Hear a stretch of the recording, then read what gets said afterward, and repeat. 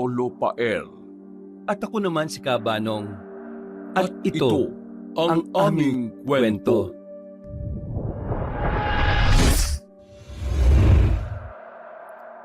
Bata pa lamang si Narda ay hindi nalingid sa kanya ang katauhan ng kanilang pamilya.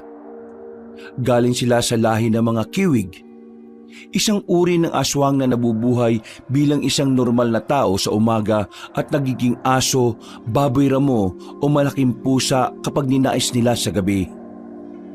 Nang madiskubre niya ang tungkol sa kakayahang yon, ay madalas niya na itong ginagamit para takasan ng mga magulang. Bata pa lang ay sadyang pasaway at gala na talaga siya. At dahil nakatira sila sa tuktok ng burol malayo sa mga kabahayan sa baryo, bihira lang din na nakakakilala sa kanilang pamilya. Kaya sa tuwing magpupunta sila ng pinsan niyang si Dingdong sa kabahayan, ay pinagtatakan sila ng iilan o napagkakamalang dayo. 10 taon si Narda nang mamatay ang kanyang nanay Dina at simula din noon ay ipinangako nga nilang mag-anak na hindi na ulit kakain ng mga tao. Kung tutuusin ay hindi naman talaga sila nakain ng tao. Sariwang karne ng manok o ligaw na baboy lang ang lagi nilang pinagdidiskitahang kainin.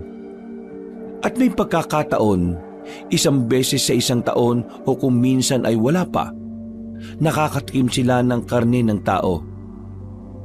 Pero yun na nga, bago mamatay si Nanay Dina ay nagbilin siya na huwag na ulit titikim ng sariwang karne at dugo ng tao. Iniiwasan din kasi nila na malaman ng mga tao ang tungkol sa kanilang katauhan at mas malaking problema yon kung magkataon. 12:00 ng hating gabi, kasabay ng pag-alulong ng aso mula sa kabahayan sa baryo ay nagdadaos naman ng 18 kaarawan si Narda.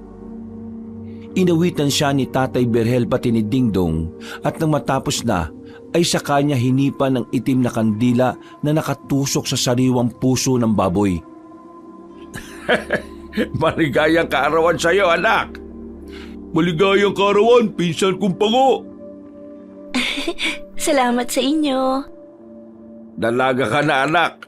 18 taong gulang ka na kaya sana naman umiwas-iwas ka na sa pagiging pasaway mo, ha? Lalo na yung paglalabas-labas mo ng hating gabi at pagpapalit ng kanyo para makapaggala-gala sa baryo. Matagal ko nang sinasabi sa iyo na delikado yung ginagawa mong yon. Tatay naman, huwag niyo naman po ako sermonan ngayong araw ko. Nagbibilin lang ako, anak. Kung may mangyayaring masama sa iyo, ano na lang ang ihaharap kong mukha sa Nanay Dina mo? Kaya mangako ka sa akin, Narda, ha? Opo, Tay. Pipilitin ko po, promise. Promise talaga? Cross your heart, double-double? Kahit itriple-triple mo pa, Dingdong. Nagtawanan sila dahil doon at pagkatapos nga nun ay pinagsaluhan na nila ang sariwang puso ng baboy na tumatagas pa ang dugo. Isinunod din nila ang karne noon hanggang sa mabusog silang 3. Dahil nga hindi na sila nakain ng tao, 5 taon nang nakakaraan ay nagsimulang mag-alaga ng mga baboy at manok ang kanilang mag-anak. Dito na rin sila minsan kumukuha ng pagkakapirahan. Ang ilan kasi sa mga alaga nilang baboy ay binebenta nila sa talipapa na binibili ng iilang suki na ni Mang Berhel. Pero wala pa ring alam ang mga yon sa kanilang pagkatao. Pagsapit ng 3:00 ng madaling araw, tulog na si Tatay Berhel, pero ang magpinsang Narda at Dingdong ay nanatili pa ring gising. Inaayos pa kasi nila ang mga pinagkainan kanina. Hinahatak nila ang buto-buto ng baboy na natira matapos kainin. Hindi kalayuan sa kanilang bahay, meron sila roon na malalim na hukay at doon inilalagay ang lahat ng buto ng mga kinain nilang baboy at manok. Dahil medyo liblib naman ang kanilang tinitirhan, kaya wala rin namang nakatuntun ng lugar na yon. Ilag kasi ang mga tao sa baryo na dumako sa parting yon, lalo na sa masukal na bahagi dahil sa bali-balita patungkol sa isang mabagsik na mangkukulam. Kahit ang magpinsan nga ay hindi pa rin nakikita ang nasabing mangkukulam. At sa tuwing nagiging talakayan nila yon ay umiiwas naman si Tatay Berhel na mapag-usapan. Uy, tara na. Ba't nakatulala ka pa dyan? Mukhang nagbabala ka na namang maggala-gala sa baryo ha. Hindi inaantok nga ako eh. Nabusog ako rin sa kinain natin. Uy, bakit kasi tulala ka? Naisip ko lang bigla yung mangkukulam dyan sa kakahuyan sa likod ng burol. Kasi bata pa lang tayo, usong-uso na yun eh. Kahit hanggang ngayon nga sa baryo, usap-usapan pa rin yun. Nagtataka lang din ako kasi ang tagal na natin dito pero ni isang beses hindi natin yun nakita. Anong gusto mong palabasin ngayon? Ay naku Narda, yung mga ganyang tingin mo, saka mga tanungan mo, alam na alam ko na yan ha. Huwag mo akong idamay sa mga kalokohan mo. Ako na naman ang pagagalitan ni Tio Berhel niyan. Wala naman ako naiisip Masyado ka namang advance dyan, ding-dong. Tuts mo. Bilisan mo na dyan. Tara na nga rin doon sa loob. Lilinisin pa natin yung mga dugo sa kusina at baka matuyo na yun. Napangiti na lang ang dalaga bago sumunod sa malusog niyang pinsan. Bata pa lang sina Narda at Dingdong ay madalas na talaga silang magkasama. Matanda sa kanya ng 2 taon ang malusog na lalaki at ayon sa Tatay Berhel nila, namatay ang mga magulang ni Dingdong na si Ginoong Ace at Ginang Jonah sa isang engkwentro. Galing kasi talaga sila sa isang malayong probinsya at dito lang sa burol nakapagtago para makapagsimula ng panibagong buhay. Isinakripisyo ng dalawa ang buhay nila para makatakas ng ligtas noon sina Mang Berhel. At sa biyaya nga ng pagkakataon, ngayon ay naging maayos naman sila. Kinilala na nga rin ni Dingdong na tunay na kapatid si Narda at tunay na ama naman si Tatay Berhel. Pasado 8:30 ng umaga nang magising ang magpinsan. Wala na roon ang Ginoo dahil maaga yung nagpunta sa talipapa para bumili ng ipapang maihahanda para sa kaarawan ni Narda. Naabutan ni Narda ang pinsan na nagtitimpla ng kape kaya dumiretso siya sa banyo para maghilamos ng muka. Nang matapos na ay nagtimpla na rin siya ng kape saka pumwesto sa tabi ni Dingdong. Ano bang pwedeng gawin ngayong araw? Parang ang boring nitong kaarawan ko Wala namang araw sa'yo na hindi boring eh. Parang may gusto akong gawin ngayon eh. Hindi ko lang alam kung ano. Naku! Yan ka na naman. Kung ano man yung naiisip mo, huwag mo nang ituloy at madadamay na naman ako sa kalokohan mo ha. Magpunta kaya tayo sa kabahayan, Ding. Gusto ko sana mag-imbita ng mga bisita, kahit kakaunti lang. Ano sa palagay mo? Pwede naman. Ang tanong kung may sasama sa'yo. May kaklose ka rin ba sa kabahayan ha? Tsaka, alam mo naman ng mga taong baryo, takot na takot pumunta sa bahaging to. Hindi naman dahil sa atin kundi dahil sa mangkukulam sa kakahuyan. Napaismid na lang muna si Narda bago uminom ng kape. Ganun na rin ang ginawa ni Dingdong habang pareho silang nakatanaw sa malayo. Ilang saglit pa, nang maubos na ang kape, ay saka tumayo ang dalaga at tinanaw ang kakahuyang kitang-kita mula sa kanyang pwesto. Kung malalaman lang ng mga taga-baryo na wala naman talagang mangkukulam, siguradong hindi matatakot yung mga iimbitahan kong magpunta rito sa atin. Anong sinasabi mong hindi totoo mangkukulam? Totoo yun, no? Sabi-sabi lang yun para maprotektahan ang kakahuyan. Gusto mong patunayan ko sa'yo? Yan ka na naman Sumisegway ka pa para lang makapunta tayo ron. May punto naman ako Hindi ka ba napapaisip kung totoo o hindi ang mangkukulam? Isa lang ang paraan para mapatunayan natin ang totoo. Pumunta tayo ngayon doon. Ay nako, hindi. Bahala ka sa buhay mo, Narda Sus, naduduwag ka lang Ikaw lang talaga ang kilala kong aswang na duwag. Ang laki-laki mong tao, ang lusog-lusog, pero napakaduwag mo, Dingdong. Sabihin mo lang lahat, Narda. Di ako mahuhulog sa mga gusto mong mangyari. Bahala ka dyan. Okay, aalis na ako. Kiwig na duwag. O na! Nak ng baboy mo naman Tara na at magpunta ron. Pero doon lang tayo sa bukana ha, at huwag nang magpunta sa masukal na parte ng kakahuyan ha. Okay, ano pang ginagawa mo dyan? Magbihis ka na para bago dumating si tatay nakauwi na rin tayo. Madadawit na naman ako sa kalokohan mong pasaway at galang kiwig ka eh. Pagbigyan mo na ako. Araw ko naman to ngayon. Bukas hindi na ako mangungulit sa'yo, promise, Insan. Napakamot na lamang sa ulo ang malusog na binata bago magpunta sa kusina para hugasan ang mga tasang ginamit nila sa pag-inom ng kape.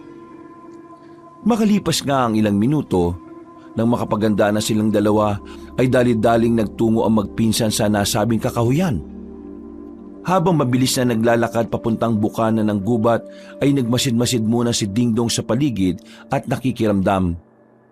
Si Narda naman ay masaya lang sa paglalakad habang hinahawi-hawi ng hawak niyang tuyong kahoy ang ilang talahib na dinaraanan nila. Hindi alintana ng dalaga ang kung anong meron sa kapaligiran. Hindi katulad ng kanyang pinsan na napaka-alerto. Hindi pa man kasi sila nakakapasok sa masukal na kakahuyan ay nararamdaman na nila ang kakaibang bigat sa paligid. Uy, Narda, sigurado ka ba na talaga nagagalugarin natin yung gubat? Dito pa lang, ramdam ko na yung bigat ng presensya eh. Sigurado akong meron nga talagang masamang mangkukulam dyan. Ikaw naman, Dingdong. Masyado ka namang negatibo ka agad. Wala naman tayong gagawin kahit ano. Aalamin lang natin ang totoo. Kung meron, edi at least alam na natin. Kung wala naman, edi mapapanatag ang loob natin pareho. Mapapatunayan pa natin sa mga taga-baryo na hindi totoo ang mga bali-balita tungkol sa sinasabi nilang masamang mangkukulam. Ay naku, basta, kinakabahan ako sa plano mong to. Huwag ka nang kabahan. Ang aga-aga pa eh. Hindi naman katulad natin ng mga mangkukulam eh. Wala silang pinipiling oras kung gusto nilang gumawa ng hindi maganda sa kahit na sino. Hindi pa man natatapos sa malusog na binata ang pagsasalita, ay nakarinig na sila ng pagsigaw. Boses yun ng bata kaya kagad silang nakatinginan na punong-puno ng pagtataka. Ha? Boses ba yun ng bata? Oo nga. Boses nga ng bata. Pinakinggan nila ulit ang boses at sa ikatlong pagkakataon ay sinundan na nila ang pinanggagalingan nun. Sa kabutihang palad ay natuntun nila ang kinaroroonan ng tinig at ang makita nila na isang patpating batang lalaki ang humingi ng tulong ay dali-daling umaksyon ng magpinsan. Kagad nilang sinaklolohan yon na nakakapit sa nakauslim bato na malapit na ring mabuwal. Mabuti na lang ay naabutan kagad nila yon dahil kung nagkataon ay mahuhulog na yon sa bangin. Nang mahatak na ni Dingdong ang patpating batang lalaki ay nakahinga sila na maluwag. Hay nako, bata ka, oo. Anong ginagawa mo rito sa kakahuyan, ha? Alam mo bang delikado rito? Natigilan na si Narda sa pagsasalita dahil nakita niyang mangiyak-ngiyak na ang batang lalaki. Pasensya ka na kung natarayan kita. Gusto ko lang naman kasing ipaintindi sa'yo na delikado sa lugar na to. Alam mo bang meron ditong gumagalang... Oo, huwag mo nang ituloy ang sasabihin mo. Tatakutin mo pa yung bata eh. Kita mong takot na takot na dahil kamunti ka na mahulog sa bangin. Hay, parang gusto kong maging dragon at bumuga ng apoy sa tuwa. Kaya mo bang mag-anyong dragon, ha? Ewan ko sa'yo, Dingdong. Maraming salamat po sa inyo, ate, kuya. Walang anuman, bata. Ano bang pangalan mo? Ako po si Totoy Bibo. Totoy Bibo? Eh di ang galing-galing mong sumayaw niyan. Po? Ano po? Totoy Bibo, huwag mo na munang pansinin yung dambuhala na yan. May tanong pa ako sa'yo. Anong ginagawa mo rito sa kakahuyan, ha? Inaanap ko po kasi yung tatay ko eh. Sabi sa akin ng kapitbahay namin, dito raw nagpunta ang tatay. Ha? Bakit naman pupunta rito ang tatay mo? Taga-baryo ba kayo? Anong pangalan ng tatay mo? Si Tatay Bon po, Bon Navarro. At opo, taga-baryo po kami. Taga-baryo naman pala kayo. Imposibleng pumunta rito sa kakahuyan ng tatay mo. Alam niyang delikado sa lugar na to dahil may... Basta, delikado rito, Totoy Bibo, kaya umuwi ka na. Salamat po sa tulong niyo sa akin pero hihintayin ko po ang tatay eh. Sabi po kasi ng kapitbahay namin kaya nagpunta dito sa kakahuyan si tatay para hanapin yung manggagamot. May sakit po kasi ang nanay ko ngayon at gagaling daw siya kapag ginamot ng babaeng taga rito sa kakahuyan. Nagkatinginan na magpinsan matapos yung marinig at doon ay naintindihan nila ang isang bagay. Kaya nilapitan ni Narda ang batang lalaki para paliwanagan. Ganito na lang. Kung gusto mo, kami na ang maghahanap sa tatay mo. Tapos umuwi ka na muna sa inyo para mabantayan mo ang nanay mong may sakit. Okay ba yun sa'yo? Talaga po? Oo. Di ba, Ding Dong? Ha? Teka, bakit pati ako nadamay? Umuo ka na lang. Wala nang nagawa si Ding Dong kundi ang sumang-ayon na lang din kahit nalabag yun sa kalooban niya. Nang makumbinsin na nila si Totoy Bibo, ay nagkasundo na rin na magpinsan sa isang bagay.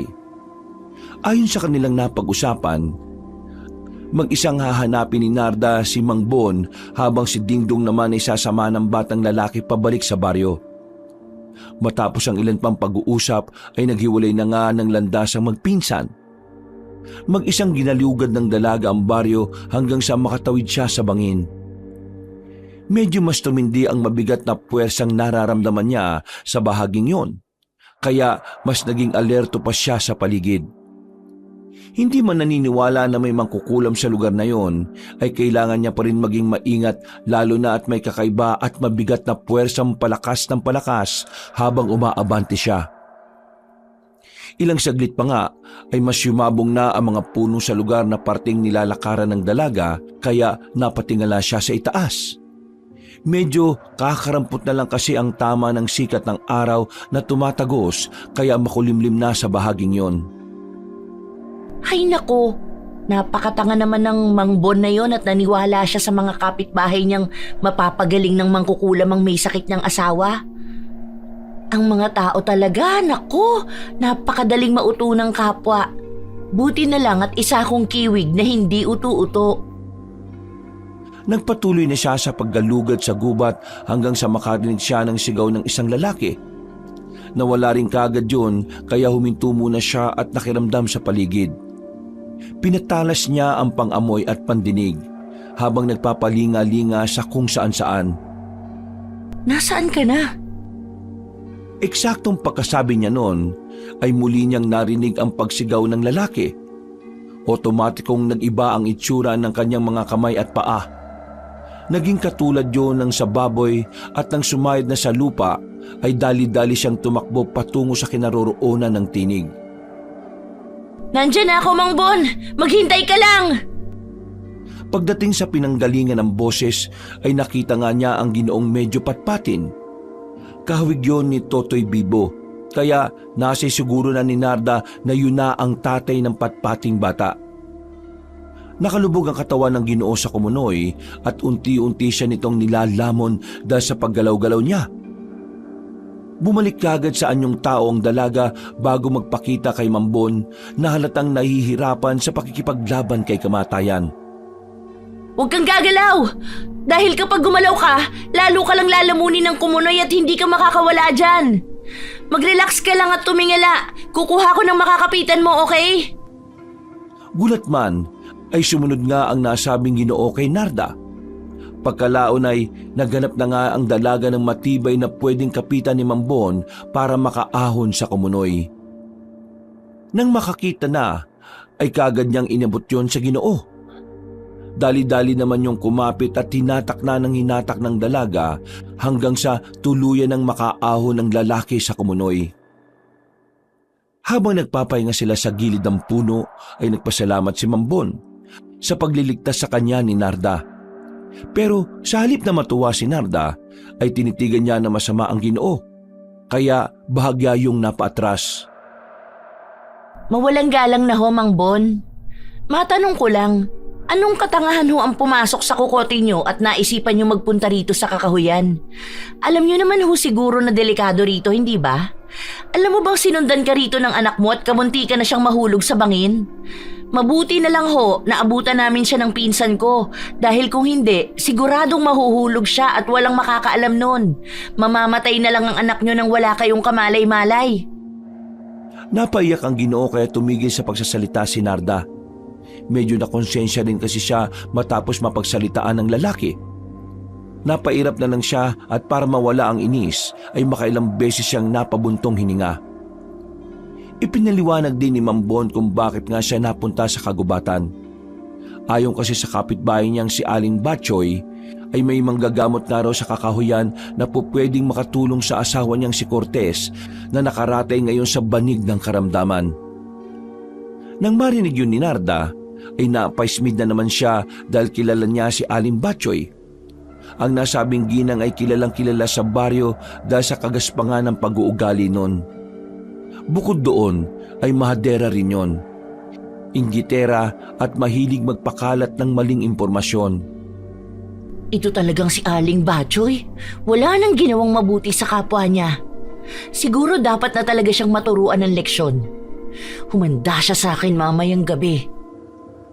Pagkatapos yung ibulong ay saka muling binalingan ng dalaga si Mang Bon na nagpupunas na ng luha. Mang Bon, bumalik na po tayo sa baryo dahil naghihintay na sa inyo ang anak nyo. Mas mainam po kung dadalhin nyo na lang sa pampublikong ospital ang asawa nyo dahil mas matututukan siya ron. Huwag po kayo maniwala sa sinasabi ni Aling Batchoy. Alam nyo naman po siguro na hindi manggagamot kundi masamang mangkukulam ang tinutukoy niya na meron sa gitna ng kakahuyang to.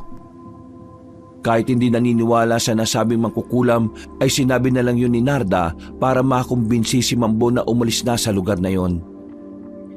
Inaki na niya ang Ginoo pabalik sa labas ng Kakahuyan at nang palayo na sila ay biglang umihip ang malakas na hangin. Naramdaman naman ng babae na mas tumindi ang bigat ng puwersa sa kapaligiran. At mula sa kung saan ay naramdaman niyang tila merong nakamasid sa kanila. Mga matang matatalim na handang gumawa ng hindi maganda sa isang pagkakamaling galaw lang. Dahil doon ay pinagmadali na niya si Mang Bon na walang kamalayan na nasa panganib na sila. Doon na nga rin napatunayan ni Narda na merong hindi pangkaraniwan sa kakahuyang yon. Hindi niya lang matukoy kung mangkukulam nga ba talaga o kung anong klase ng kampo ng kadiliman. Kaya habang naglalakad sila ng mabilis ay patuloy silang nag-oobserba sa paligid. Nilakasan niya ang pandinig at pandama upang kung sakaling merong sumalakay ay mapaghandaan niya kaagad.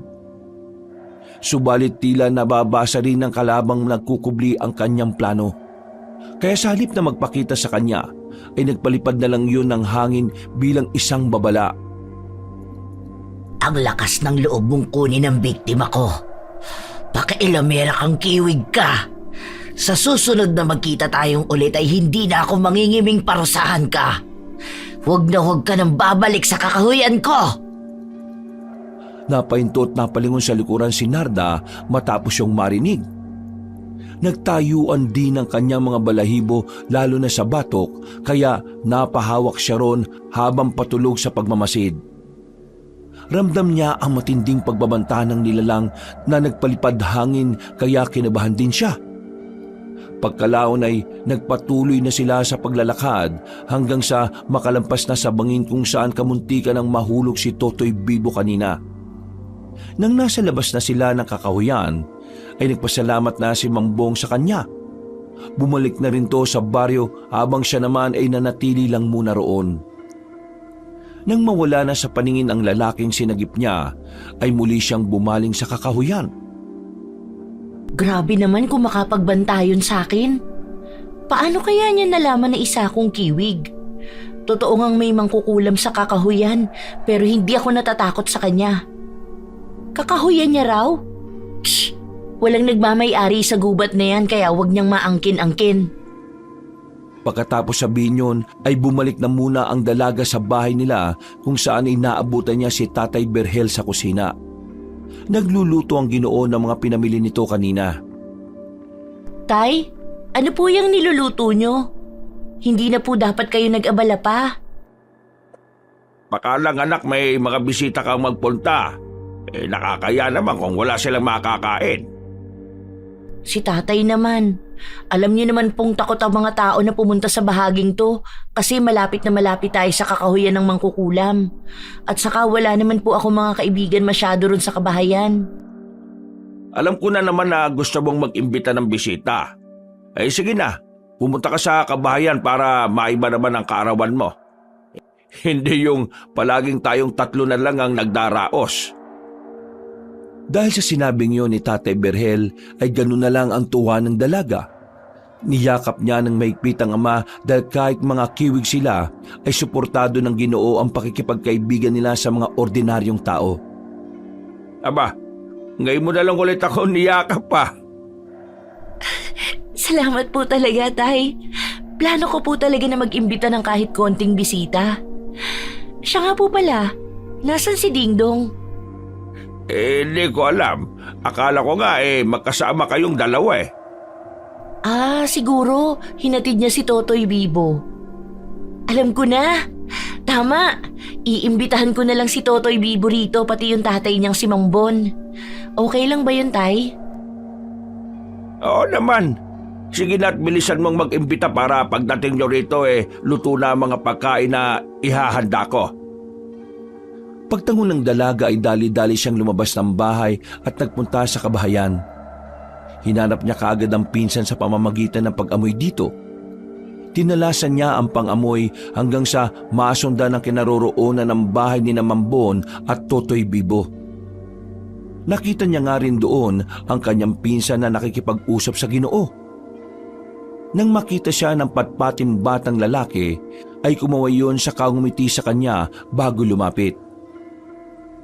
Ate Narda! Ate Narda! Tara po rito! Kumusta ka na?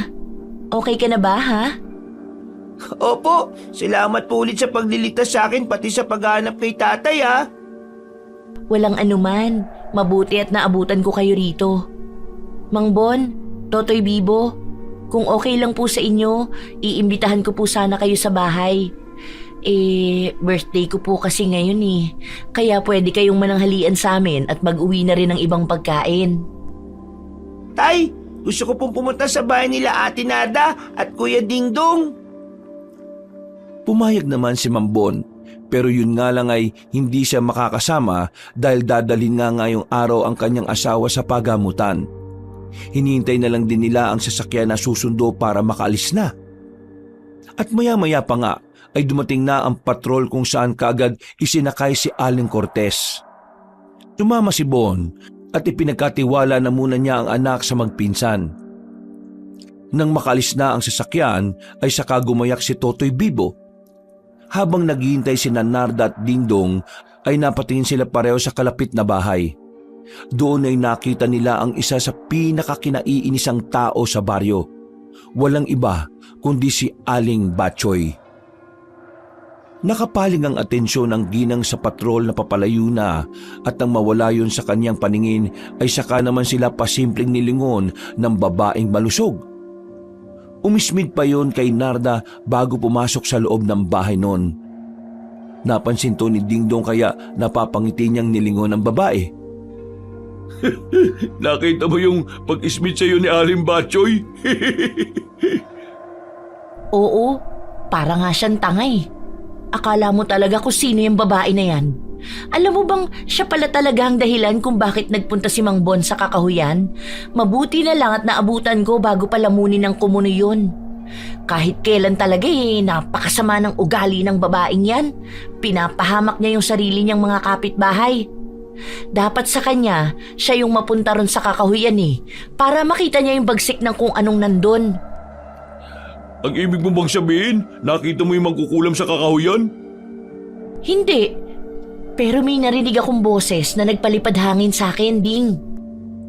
Kung ganon, totoo nga na meron mangkukulam doon, Narda. Hindi pa rin tayo nakakasigurado. Baka mamaya diwata yun, lamang lupa, engkanto, elemento, o kung anong kampo ng kadiliman. Pero ang mahalaga, sigurado na tayo na may panganib nga ron. O ano ng plano pagkatapos ng selebrasyon ng kaarawan mo? Maghintay ka mamaya dahil may bibigyan ako ng leksyon. Hintay-hintay ka lang, Ding. Gagawa ka na naman ng kalukuhan ha. Siguraduhin mo lang na hindi ako madadamay dyan ha. Ngumiti lang ang dalaga at pagkatapos noon ay eksakto naman na lumabas na si Totoy Biboy kaya naglakad na sila paalis. Nang nasa bandang plaza na ay nakita pa ni Dingdong ang kaibigang si Dantes. Nailang tuloy si Narda dahil crush niya pa naman ang nasabing binata. Nang imbitahan niyo ng kanyang pinsan ay hindi na nakaimik ang dalaga dahil nahihiya siya. Pasimple tuloy siyang inaasar-asar ng binatang malusog kaya nawala na rin siya sa konsentrasyon. Makalipas ang ilang saglit nang nasa bahay na sila ay eksakto na tapos na sa paghahanda si Tatay Berhel. Inihintay na lang talaga niya ang pagdating ng anak at ng mga bisita. Kaya nang makita niya sina Totoy, Bibo at Dantes ay napangiti siya at pinaunlakan ng mga yon sa loob ng bahay. Salamat po. Napakaganda po pala dito sa lugar nyo. Nasa taas po kayo ng burol. Kitang-kita ang mga kabayan mula rito ah. Pwede ka magpunta rito kahit kailan mo gusto, Totoy Bibo. Basta wag lang gabi ha, kasi baka mag-alala mga magulang mo sa'yo. Sige po. O pwede ko rin po bang isama yung iba kong kakilala? Oo naman, walang problema yon. Di po ba, Tay? Ay walang problema. Basta magpapaalam lang kayo ng mabuti sa mga magulang nyo para hindi sila mag-alala ha. Alam nyo naman na karamihan ng mga nasa kabayan sa baryo ilag lang magpunta rito lalo na't malapit kami sa kakahuyan ng... Tay, awat na po. Kakain na po kami dahil mukhang gutom na sina Totoy Bibo at Dantes. Sige, mabuti pa nga. Magkanya-kanya na lang kayo ng sandok at magpupunta muna ako saglit sa likod ng bahay para pakainin ng mga alaga nating manok at baboy.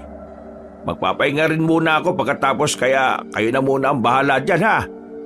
Maligayang kaarawan ulit anak at magpakasaya ka lang. Salamat po, Tay. Pagkaalis ng Ginoo ay nagkanya-kanya nang ang pagsasandok ng pagkain ng apat. Habang kumakain at kausap si Totoy Bibo ay pasimple-simpleng napapatingin ng dalaga kay Dantes. Hindi talaga niya maiwasan na mahumaling sa muka at amoy ng binata. Parang napakabango ng dugo ni Dante sa pang-amoy ni Narda. Sa hindi tuloy malamang dahilan ay biglang naglaway ang dalaga. Mabuti na lang ay walang nakapansin sa kanya kaya kaagad niyang pinunasan ng labi at dumistansya sa tatlong lalaki. Medyo kinabahan din siya dahil ngayon lang nangyari ang ganito. Natatakot siya baka hindi makontrol ang pagkaaswang at bigla na lang siyang mag-anyong kiwig at baka masakmal ang natitipuhan niyang binata. Huwag naman sana. Narda, kontrolin mo ang sarili mo, please lang. Huwag kang magkakalat ngayong kaarawan mo. Naku, pare-parehong mapapahamak ang tatay at pinsan mo kapag bigla kang nawala sa sarili. Ayaw niya mang palisin si Dantes dahil baka masaktan yun, kaya gumawa na lang ang dalaga ng paraan.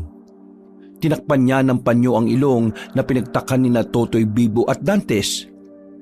Ate, bakit ka po nagtatakip ng ilong? Oo nga, para kang tanga. Ay, oo nga. Pagpasensyahan nyo na yung sinarda. Medyo malakas kasi ang pang-amoy niya pagdating sa mga paminti. Naparami yata ang lagay ni Tatay Berhel sa mga niluto kaya ganyan. Tama si Dingdong. Pasensya na kayo. Nakahinga na maluwag ang dalaga na matunugang kagad ng pinsan niya ang nangyayari. Nagpasalamat na rin siya sa matabang lalaki. Sinalo kasi siya nito sapagkat hindi pa rin siya makapag-concentrate dahil nga kahit nakatakip na ang ilong ay naaamoy niya pa rin ang sariwang dugo ni Dantes. Mabuti na lang din ay hindi nagtagal doon ng dalawang bisita. Isinabay na ni Dantes si Totoy Bibo sa pagbalik sa kabahayan. Pinabaunan pa nila ang mga ito para may maiuwing pagkain. At nang makaalis na ang dalawa ay kaagad tinanggal ng dalaga ang takip sa ilong. Ano ba itong nararamdaman ko? Bakit ganito? Ano bang nangyayari sa'yo, Narda? Humahalimuyak yung amoy ng sariwang dugo ni Dantes. Hindi mo ba naaamoy yun? Habang nalalanghap ko para kung sarap na sarap, kaya ilang beses ako naglaway kanina. Dumidistansya na nga ako dahil natatakot ako na hindi ko makontrol ang sarili ko. Baka bigla ako magpalit ng anyo at masakmal ko siya. Naamoy ko siya pero hindi naman humahalimuyak. Yung natural na pang-amoy lang nating mga kiwig. Maniwala ka, Ding. Amoy na amoy ko talaga siya. Naririnig ko pa nga pati yung pagtibok ng puso niya. Saka pati pagdaloy ng dugo sa mga ugat niya, parang nakikita ko. Hindi ko alam kung ano tong nangyayari sa akin. Natatakot tuloy ako eh. Wala kang dapat ikatakot, anak. Ibig sabihin yan, bilang kiwig, ay nakakaramdam ka ng pag-ibig sa isang tao. Ha? Sabay na napalingon ang magpinsan kay Tatay Berhel na lumabas mula sa silid nito. Nilapitan niya ang dalawa at umupo sa tapat nila habang nakangiting pinagmamasdan ang kanyang anak. Sinyalis yun ng pagdadalaga mo, anak. Dalaga ka na talaga. Ay nako, ang bilis ng panahon. Parang kailan lang. Ano pong ibig niyong sabihin, Tay? Naranasan ko ang ganyan nung unang beses kong makita ang nanay mo, Narda. Naiinis pa nga ako noon kasi hindi ko naman talaga siya natitipuan sa panlabas na anyo eh. Pero hindi ko malabanan ang nasa kalooban ko. Napakalakas ng halimuyak ng nanay mo kahit na ang layo niya sa akin. Naamoy ko siya at sinusundan kahit saan. Hanggang sa mapagtanto ko na nga lang na siya pala talaga yung nagugustuhan ko. At ganun din naman siya sa akin. Normal po ba sa kagaya nating kiwig ang magkagusto sa ordinaryong tao? Oo naman. Wala namang pinipili ang pag-ibig at kapag tumibok ang puso natin para sa isang tao wala na tayong magagawa kundi sundin ito. Dahil kapag pinaglabanan natin, tayo rin naman ang mahihirapan sa huli. Basta anak, hindi ako hadlang sa kung sino ang magugustuhan mo. Maging maingat ka lang. Dahil hindi katulad ko, nagustuhan ko ang nanay mo na kauri natin. Isa ring kiwig. Pero iba naman ang sitwasyon mo. Ordinaryong tao si Dantes, kaya mag-iingat ka. Magmahal ka para sa sarili mo pero isipin mo rin hindi lang ang kapakanan mo ha. Pero pati na rin ang buong pamilya natin. Ano po bang gagawin ko, Tay? Katulad nga na sinabi ko kanina, wala kang magagawa kundi sundin ang nasa puso mo. Ihanda mo lang ang sarili mo dahil hindi lahat ng gusto natin gusto rin tayo. Kung sakaling magkaiba kayo ng nararamdaman, kailangan mo siyang palayain. Sana all may pag-ibig.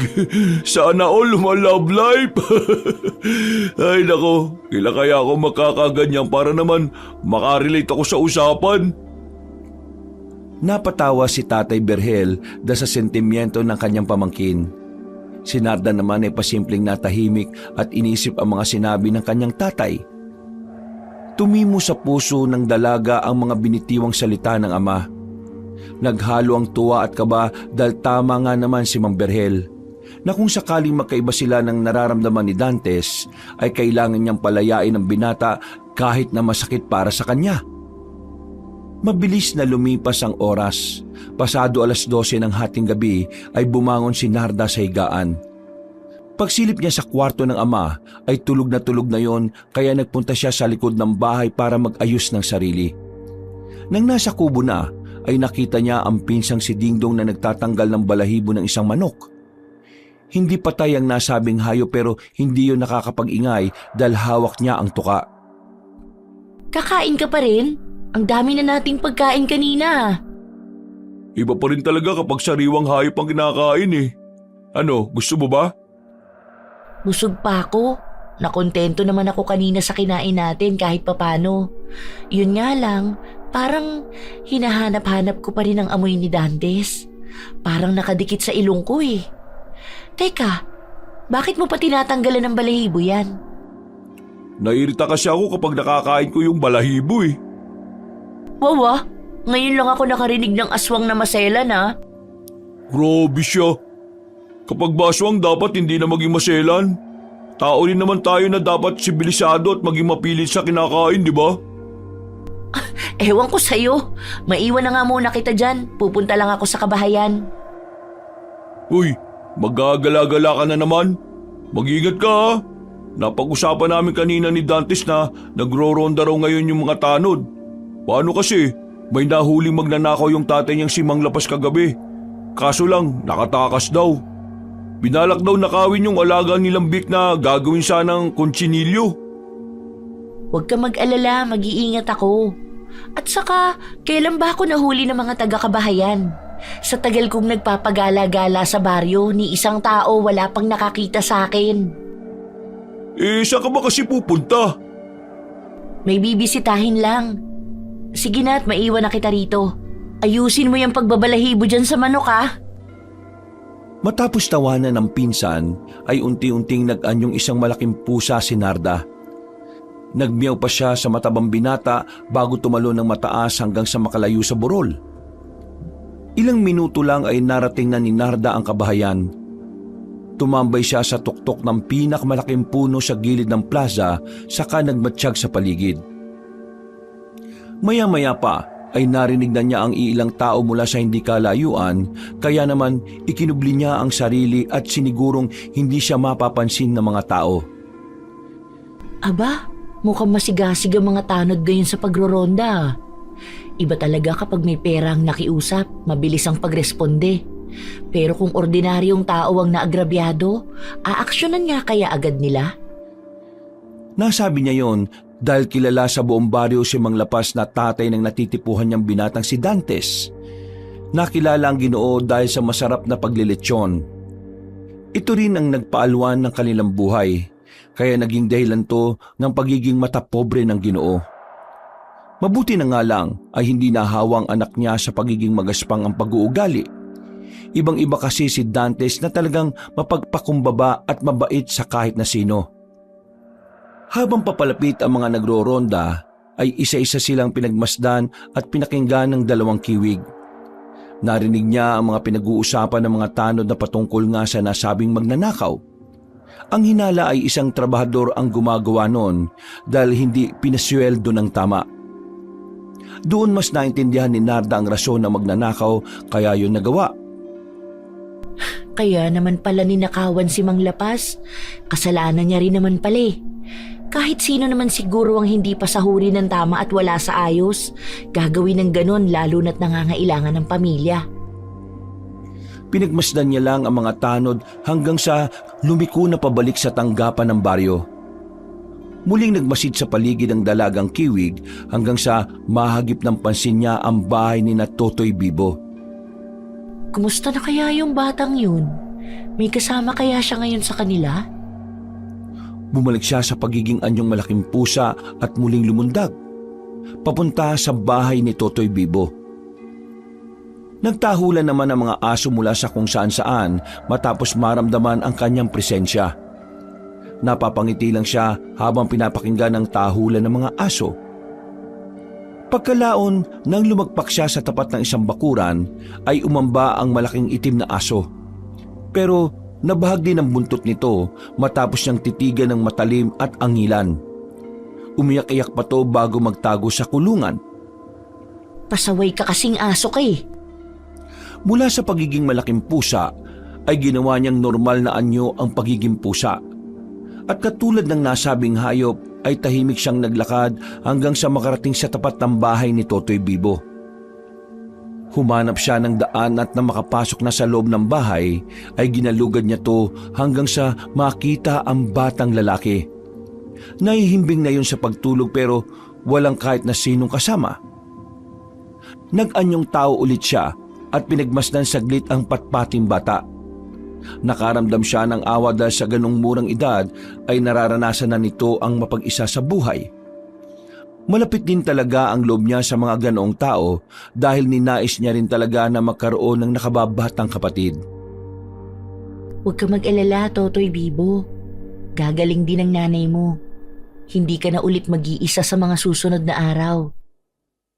Natigilan siya nang biglang gumalaw ang batang lalaki. Pagkalaon ay nagkusot-kusot yon ng mga mata, saka dumilat at bumangon sa kama. Nay, Tay, nandyan na po ba kayo? Mabuti na lang ay kaagad nakapag-anyong pusa si Narda at nakapagkubli sa dilim kaya hindi siya nakita. Maya-maya pa, pagbalik ng batang lalaki sa pagtulog, ay lumabas na kaagad ng bahay ang dalagang kiwig para gawin na ang kanyang pakay. Ay, muntik na ako ron ah. Makapunta na nga sa bahay ni Aling Batchoy para bigyan siya ng leksyon. Matagal na akong kating-kati sa babaeng yun eh. Ngayon, nagkaroon na ako ng mainam na rason para ipatikim sa kanya yung matindi-tinding parusa. Sana pagkatapos nito magtanda na siya. Nang marating na ng dalaga ang tapat ng bakuran ni Aling Batchoy, mula sa pagiging normal na laki ng pusa ay pinalaki niya ulit ang sarili. Anyong pusa pero kasing laki ng tao kaya siguradong matatakot ang sino mang makakakita sa kanya. Oras na ng pagpaparusa, Aling Batchoy. Pagkatapos sabihin yon, ay lumundag siya ng mataas at lumagpas sa bubungan ng bahay ng nasabing ginang. Dahil doon ay nakagawa siya ng malakas na ingay. Nagising ang tao sa loob ng bahay at lumabas na nga ang asawa ng ginang na malabo naman ang mga mata. Sinamantala yun ng dalagang kiwig. Nagkubli siya at habang abala ang lalaki sa pagsipat sa bubungan ay saka siya pumasok sa loob ng bahay. Gamit na matalas ang pangamoy ay hinanap niya ang kinaroroonan ni Aling Batchoy na natuntun niya sa banyo. Katatapos lang umihi ng ginang at gano'n na lang ang gulat noon na makakita ng pusa na kasing laki niya at nakatayo rin na parang isang tao. Galit na pinagmasdan ng dalagang kiwig si Aling Batchoy habang gumagaralgal. Inilabas din niya ang matalim na pangil at naglalaway-laway pa siya habang ginagawa yon. Siniguro talaga ni Narda na matakot ang gusto ang ginang kaya mas tinapangan niya pa ang itsura. Makinig kang mabuti, babae ka! Kapag hindi ka nagbago, sa susunod na pagkikita natin, sisiguruhin kong dadamputin ka sa kangkungan. Kukunin ko ang mga lamang loob mo at ipapakain sa mga alaga kong tiyanak. Sa sobrang pagkagimbal ni Aling Batchoy ay napasigaw yon kasunod ng pagsara ng pinto sa banyo. Nagkulong doon ng ginang kaya naman napangiti si Narda. Tuwang-tuwa siya sa nangyari at umalis din kaagad doon matapos marinig ang asawa ng ginang na sumisigaw. Pagbalik niya sa pinakamalaking puno sa gilid ng plaza ay tinanaw niya mula roon ang bahay ni Aling Batchoy. Nakita rin niya ang iilang flashlight mula sa mga tanod na papunta sa nasabing bahay. Nagkagulo na nga pero hindi yun alintana ng dalaga. Bagkus ay aliw na aliw pa siya sa mga nagaganap. Siguradong magtatanda na siya. Dahil kung hindi, baka totohanin ko ang mga sinabi ko sa kanya. Yun nga lang, wala akong mga alagang tiyanak. Ay, bakit ko ba naisip sabihin yun? Nag-anyong pusa na ulit siya at lumundag-lundag sa mga bubong ng kabahayan para makauwi sa kanila. Subalit napahinto rin siya saglit nang biglang may humalimuyak na pamilyar na amoy. Namilog ang mga mata niya na malanghap yun. Napasandal siya sa gilid ng puno at wala sa kontrol na bumalik sa pagiging tao. Dahil doon, kaagad siyang nagtago sa dilim sa takot na baka merong makakita. Humahalimuyak ang amoy ng dugo ni Dantes. Bakit ganito ang nararamdaman ko? Parang nagiinit ang buo kong katawan. Napasingap siya, lalo na nang malanghap ang amoy na yon. Pagkatapos noon ay naabutan na lang niya ang sarili na naglalakad na papunta sa bahay ni Dantes. Huminto siya at nagtago kagad sa halamanan nang marinig ang taluhan ng mga aso sa nasabing bakuran. Ano bang ginagawa ko rito? Natigilan na naman siya sa pagsasalita at napasinghap matapos muling humalimuyak ang sariwang dugo ni Dantes. Sa pagkakataong yon ay parabang nawala sa sarili ang dalaga kaya naman hindi na niya nakontrol ang pagpapalit ng anyo. Naging isa siyang itim na aso na agad na tumalon sa bakod. Sinundan niya ang kinaroroonan ng amoy at tuminto sa tapat mismo ng bintana. dumungaw siya rito kung saan nakita niya ang nahihimbing sa pagtulog na si Dantes. Napasinghap na naman siya na wiling-wili sa naaamoy. Pakiramdam ng dalagang kiwig ay para siyang inaanod ng malamyang agos ng tubig sa ilog. Pumikit siya at hindi na inalintana ang kapaligiran. Ang mahalaga sa kanya ay malanghap ng malanghap ang sariwang dugo ng binata na parang mabangong bulaklak. Tila nagising na lang siya sa ulirat nang marinig ang malakas na ungol ng aso. Paglingon sa bandang kaliwa ay naroon ang dalawang lalaking aso na galit at naglalaway. Inangilan niya rin ang mga yon dahil parang umuungot-ungot yung mga yon sa takot. Sinundan na yon ng pagbukas ng ilaw mula sa kasunod na kwarto. Pagkatapos ay narinig na niya ang nagngangalit na boses ni Mang Labas. Naloko na. Bago pa niya matapos ang pagsasalita ay bumukas na ang bintana sa kabilang silid at nakita niyang dumungaw mula roon ng malaking tao na bruskuhin ang pagmumuka. Yon ang tatay ni Dantes na si Mang Lapas, ang may-ari ng litsunan sa kanilang baryo. Nang makita siya ng bruskong Ginoo ay galit yung napasigaw habang tinuturo siya. Anak ng lechon! Kanino na namang aso yan? Dali-dali siyang tumakbo dahil nakita na rin niyang bumukas ang ilaw sa kwartong kinaroroonan ni Dantes. Naramdaman niya rin ang presensya ng binata na papalapit sa bintana kaya lumundag na siya sa bakod. Nagulat naman si Mang Lapas dahil sa taas ng bakuran nila ay nagawang makalundag ang ordinaryong aso. Hindi na nakita ni Narda ang reaksyon ng mag-ama pero nakasisiguro siyang gulat na gulat ang mga yon. Kaya dire-diretso na siya sa pagtakbo habang nasaan yung aso. Nang mapadaan na sa mga kapunuan ay lumundag siya sa mga mangga at saka nagpalit anyo bilang pusa. Doon ay maingat na siyang napatalon-talon sa mga puno hanggang sa makarating sa ibaba ng burol. Huminto siya at nagpalinga-linga sa paligid. Nang masigurong ligtas na ang lugar ay saka siya nagbalik sa pagiging tao. Sumandal muna siya sa nasabing puno bago makailang beses na bumuntong hininga. Muntik na ako ron ah. Ano na naman ba itong nangyayari sa akin? Ganito ba talaga ang epekto ng sinasabi ni tatay? Ang hirap naman pala kapag nakakaramdam ng pagmamahal ang isang aswang. Parang hindi ko nakokontrol ang sarili ko. Naglakad na siya papunta sa bahay na nasa tuktok ng burol. Pagpasok niya sa bakuran ay dumiretso kagad siya sa likod ng bahay para tingnan si Dingdong sa kubo. Pero pagdating doon ay wala na ang kanyang pinsan.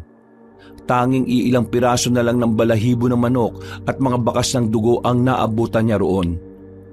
Sumandal muna siya saglit at naupo habang nakatanaw sa kakahuyan. Kitang-kita ang mga mayayabong na mga puno at kapundukan dahil sa bilog na buwan na tila nagdidilig ng liwanag sa buong paligid. Habang nakatingin doon, bigla na lang niyang naalala ang palipad hangin ng kung sinong nilalang na nagkukubli sa mahiwagang kagubatan na yon. Mangkukulam nga kaya talaga yung nandun sa kakahuyan? Bakit ko ba kasi pinag-aaksayahan pa ng panahong isipin yun? Wala rin naman akong mapapala. Makatulog na nga lang din. Pagpasok niya sa loob ng bahay, ay pinagmasdan niya muna ang kanilang orasan. Nang makitang mag-aalas 3 na ng madaling araw, ay naglinis na muna siya ng katawan bago magtungo sa kanilang silid at matulog. Kinabukasan, paggising ay ang tungkol sa nangyari kaninang madaling araw ang bumungad kay Narda. Habang nagkakape siya sa kusina, ay yun kagad ang tinalakay ni Dingdong sa kanya. Wala si Tatay Berhel dahil maagang nagtungo sa palengke para maningil ng bayad sa mga suki nila sa pagbababoy. Anong ginawa mo kanina madaling araw, Narda? Di ba, sinabi ko naman sa'yo. Hindi mo sinabi ang eksaktong ginawa mo. Ang sabi mo lang may bibisitahin ka. Yun na nga, may binisita lang akong... Umamin ka nga. Ikaw yung malaking pusa na pumunta sa bahay ni Aling Batchoy, no? Pati yung aso sa bakuran nila Dantes. Ha? Ano naman ang gagawin ko ron? Huwag ka nang magmaang-maangan pa, Narda. Dalalata sa itsura mo kapag nagsisinungaling ka eh. Isa pa, Kalat na ngayon yun sa buong kabahayan. Nagpunta pa rito si Dantes kanina eh. Ha? Pumunta rito si Dantes? Anong ginawa niya rito? Ang aga niya namang bumisita. Aminin mo muna ang totoo bago ko sabihin sa'yo kung bakit nagpunta rito yung Prince Charming mo. Oo na, sige na, ako na nga yun. Pero bago mo ako pagpaliwanagin, sabihin mo muna kung bakit nagpunta rito si Dantes. Ay naku, ikaw talaga Narda. Kahit kailan ka talaga. Nagpunta siya rito kasi magpapatulong siya sa akin. Lalagyan kasi ng barbed wire yung bakod nila dahil sa may malaking aso raw na pumasok doon kaninang madaling araw. Kaya sabihin mo yung totoo. Anong ginawa mo sa bahay nila? Paliwanag mo na rin kung anong ginawa mo kay Aling Batchoy. Huwag ka mag-alala dahil wala naman akong ginawang masama dun sa babaeng yun. Tinuruan ko lang siya ng leksyon. Naiinis kasi ako sa ginawa niyang panloloko kay Mang Bon. Alam niyang desperado na yung tao na mapagamot ang asawa, tapos sinabi pa niya na magpunta sa kakahuyan. Nandun na tayo. Pero hindi mo ba naisip na baka malagay ka sa alanganin? Paano kung may baril yung asawa ni Aling Batchoy? Para rin sa kaalaman mo sinabi ni Dantes kanina na kamunti ka na nga raw barilin ni Mang Lapas yung aso. Ikaw yung tinutukoy ko. Alam ko namang naiintindihan mo kung gaano kadelikado yung ginagawa mo eh. Pero ginagawa mo pa rin. Naku, lagot ka na lang talaga kapag naalaman to ni Tay Berhel. Hindi ko rin naman ginustong magpunta sa bahay ni Dantes eh. Bakit ka pa rin nagpunta ron? Pauwi na ako rito noon galing sa bahay ni Aling Batchoy, pero biglang humalimuyak ang amoy ng dugo ni Dantes. Hindi ko na kontrol ang sarili ko. Namalayan ko na lang yon nung nandun ako sa tapat ng bintana ng kwarto niya at nakasilip. Tapos, ayun na, nakita na nga nila ako. Huwag ka mag-alala, hindi ko naman intensyon na ipahama kayo ni tatay. Sadyang hindi ko lang talaga nakontrol ang sarili ko kaninang madaling araw. Pasensya na. Pasensya na rin. Hindi ko naman alam na ganun pala nangyari sa'yo kanina. Siguro, mas maigi niyan eh. Huwag ka na munang mag-aagala sa kabahayan habang hindi mo nakokontrol ang sarili mo. Umiwas ka muna kay Dantes at magpatulong tayo kay Tay Berhel kung paano mo mapaglalabanan ng tungkol sa ganyang pakiramdam. Salamat, Ding. Sayang, sasama pa naman sana kita ngayon sa kabahayan. Pero mukhang mas makabubuti kung dito ka na muna. Tama, hihintayin ko na lang si tatay para humingi sa kanya ng payo kung anong dapat kong gawin. Pagkatapos ng pag-uusap nilang yon, ay nagpatuloy na sa pagkakape ang dalawa. Ilang saglit pa ay gumayak na rin si Dingdong at umalis para nga magpunta sa kabahayan. Naiwan ngang mag-isa ang dalaga at para malibang-libang ay naglinis-linis na lang siya sa buong bahay. Nagtungo rin siya sa likod bahay para pakainin ang mga alagang hayop at linisin na rin ang kulungan ng mga ito. Nang matapos na, ay tumambay siya sa kubo at muling pinagmasdan ang malawak na kakahuyan sa ibaba. Nilanghap niya ang sariwang hangin at ninamnam ang ganda ng tanawin. Tila napawi kagad ang pagod niya dahil doon, kaya napapikit siya at bahagyang umidlip. Hanggang sa bigla rin siyang napadilat matapos marinig ang boses ng isang babae mula sa kakahuyan. Tumayo siya at tinalasan ng mga mata at pandinig habang nagmamasid-masid sa ibaba ng burol. May nangangailangan ng tulong. Nang matuntun niya ang kinaroroonan ng humihingi ng tulong, ay dali-dali siyang nag-anyong pusa ang kanyang mga paa at kamay. Hindi tipikal sa mga kiwig ang mag-anyong aswang kapag umaga. Mahina kasi ang kapangyarihan nila kaya kung gagawin yon ay hindi buong pagpapalit anyo. Ang mga kamay at paa lang niya ang pinagpalit niya ng anyo dahil para mapabilis ang kanyang pagtakbo. Wala na kagad inaksayang oras si Narda. Mabilis siyang tumakbo patungo sa kinaroroonan ng boses hanggang sa makalampas siya ng bangin. Mula sa mayayabong na mga kapunuan ay nakita nga niyang isang batang babae na papalubog sa kumunoy. Bakit ang daming kumunoy sa gubat na to? Matapos magbalik sa anyong tao ay sinaklolohan niya kaagad ang batang babae. Pagkatapos niya yung kausapin, Nang sasamanan niya yon paalis sa lugar na yon, ay bigla na lang umihip ang malakas na hangin. Naramdaman na naman niya ang mabigat na presensya na nanggagaling mismo sa masukal na parte ng kakahuyan. Nang lingunin niya ang batang babaeng hawak, ay ganun na lang ang gulat niya dahil nag-iba na ito ng anyo. Hindi nagbago ang tangkad nun, pero nangalubutang mukha at namuti ang mahabang buhok na abot sa paanan. Nang mapadako ang tingin niya sa mukha, ay doon niya napansin ang kanang mata nito na namumuti at bulag na. Bumitaw kagad siya rito at tumakbang palayo matapos maramdaman ang nakakakilabot na puwersa ng kadiliman. Sino ka? Nasaan na yung bata? Kanina pa kita pinagmamasdan sa kinaroroonan mo mula rito. Hindi ba't sinabihan na kita na wag ka nang tatapak sa kakahuyan ko? Ha? Kakahuyan mo? Sino ka ba? Ako ang itim na mangkukulam na may-ari ng kakahuyang ito. At sino mang pumapasok dito ay pag-aari ko na rin. Mawalang galang na po, Manang ah. Pero kahit kailan, walang kahit sinong magmamay-ari ng mga kagubatan. Anong sabi mo? Matanda na nga to. Bingin eh.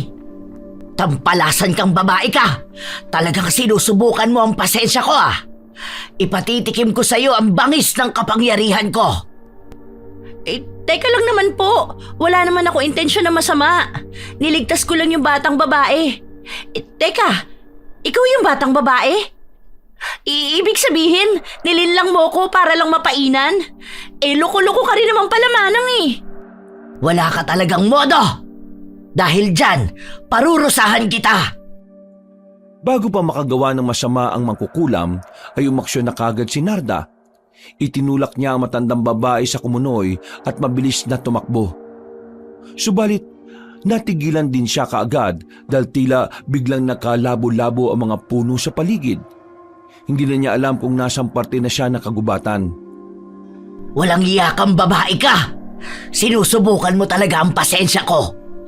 Kampi pa rin talaga sa akin ang kakahuyan, kaya mabubulok ka na rito at hindi na makakalabas. Pagkatapos sa mga katagang yon, ay umalingaw-ngaw sa buong kagubatan ng nakabibingi at nakakakilabot na halakhak ng matandang mangkukulam. Nagpatuloy naman si Narda sa pagtahak ng daan kahit hindi na talaga niya alam kung nasaan siya. Makailang beses na siyang nagpabalik-balik sa iisang lugar, kaya naman huminto na muna siya at nagmasid-masid sa paligid. Pagkalaon ay napabuntong hininga siya habang nag-iisip ng malalim. Sira ulo yung matandang mangkukulam na yun ah. Kapag nakakawala ako rito, humanda ka sa akin. Nagpatuloy pa rin siya sa paghahanap ng tamang daan. Subalit katulad pa rin kanina, tila ba nagtatago ang daan palabas ng kakahuyan. Ano na bang gagawin ko nito? Dapat makaalis ako sa lugar na to. Hindi ako papayag na makulong dito. Isa akong kiwig at hindi ako ordinaryong nilalang kaya makakaya ko to. Tinalasan niya ang pandama at nag-concentrate sa kanilang bahay. Pumikit siya at inisip ang daan palabas sa gubat hanggang sa tila makakita siya ng pulang lubid.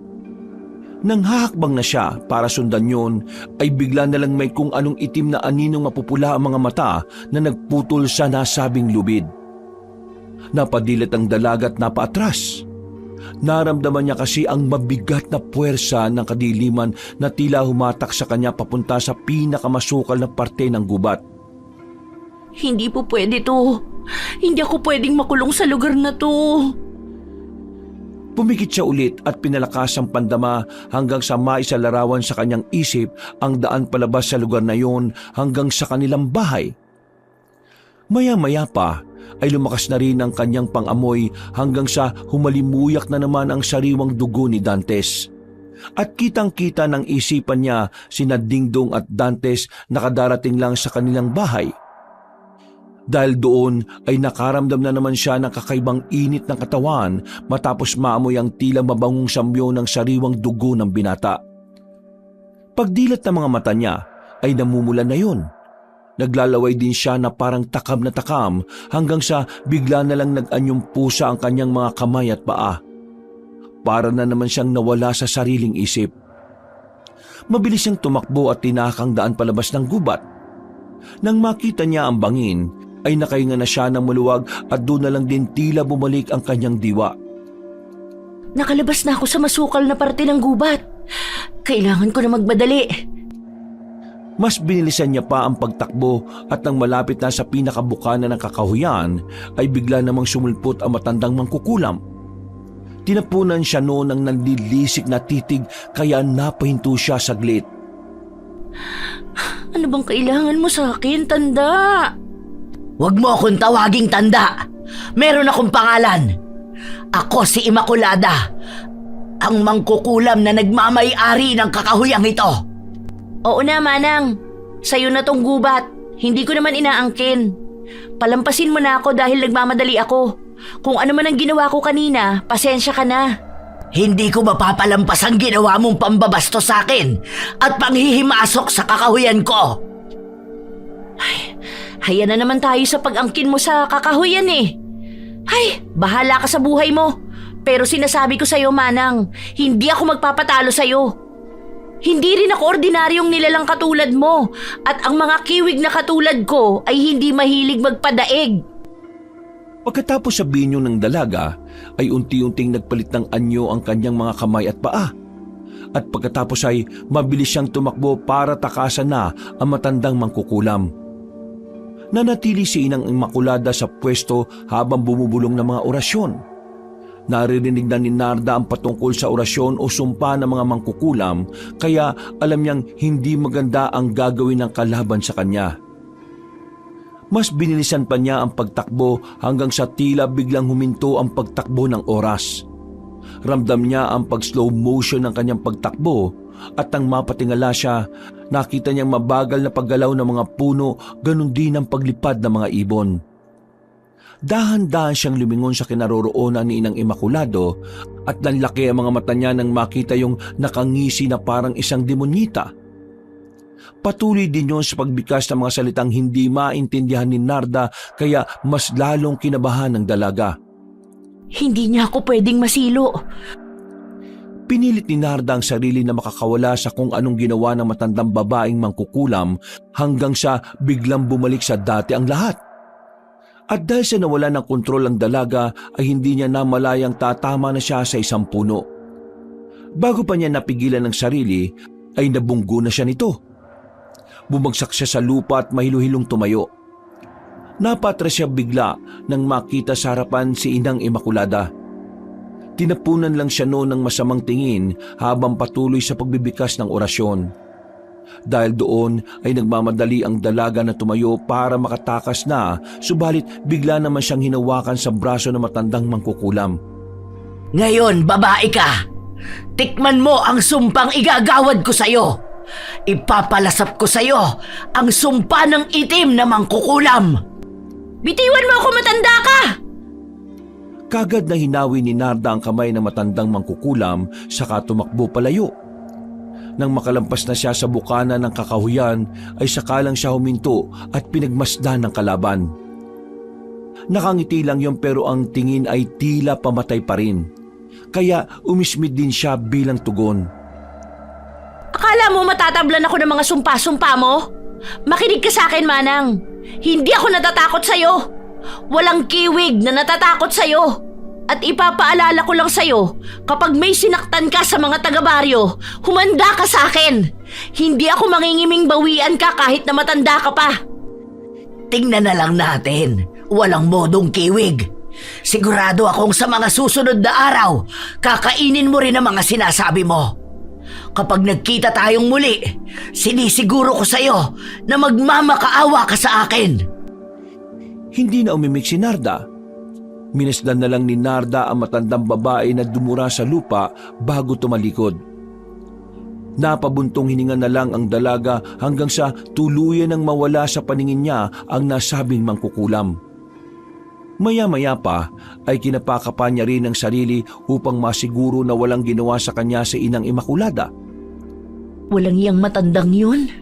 Wala naman siguro siyang ginawa sa akin. Pinagmasdan niya ang kamay na hinawakan kanina pero wala rin naman siyang nakitang naiwan na bakas doon. Pagkatapos ma-check ang sarili, ay dali-dali na siyang bumalik sa tuktok ng burol, kung saan niya nakita sina Dingdong at Dantes na nag-uusap. Palis na sana noon ang gwapong binata pero natigilan na dahil dumating si Narda. Napatingin naman na masama ang dalaga sa kanyang pinsan habang nagtatakip ng ilong. Pagkatapos ay nagdire-diretso na lang siya papasok sa loob na hindi pinansin ng dalawa. Narinig pa niya si Dingdong na kinakausap si Dantes hanggang sa makarating siya sa kusina. Wait lang tol ha. Kakausapin ko lang yung pinsan ko saglit. Dito ka na muna ha. Pagdating ni Dingdong sa kusina ay napahinto siya dahil sa nakakatakot na tindig ni Narda habang nakatakip pa rin ng ilong. Humahalimuya kasi ng gusto para sa kanya ang amoy ng dugo ng gwapong binata sa labas ng bahay. Anong ginagawa niya rito? Bakit mo siya dinala rito? Pasensya na.